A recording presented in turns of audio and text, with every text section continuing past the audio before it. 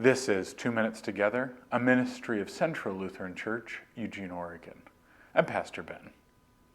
As we enter into Holy Week this week, it is a time set apart with deep meaning and tradition as we focus on the death and resurrection of Jesus.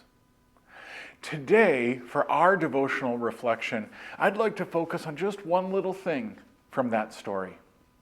On Easter Sunday, our gospel reading comes from the Gospel of Matthew, and it's when the women come to the tomb and they find it empty.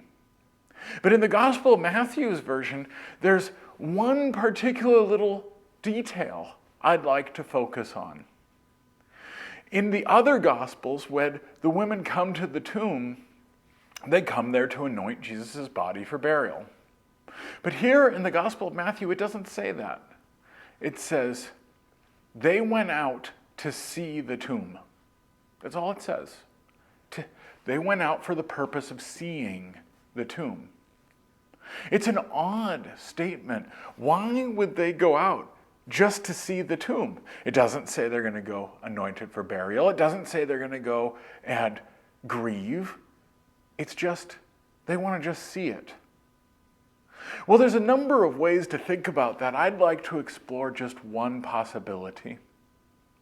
That is, in the Gospel of Matthew, they're not coming for a purpose, except that they are curious what's going to happen next. They don't really know, but in the Gospel of Matthew, there's been hints throughout that maybe the disciples were kind of expecting something to happen here after the crucifixion. And I'm not sure they really could have expected something to happen, but they might have been able to go out there and say, I'm ready to be surprised. And so those women go to the tomb, not knowing what's going to happen, but seeing that not knowing as an asset rather than a detriment. Let's find out what's going to happen.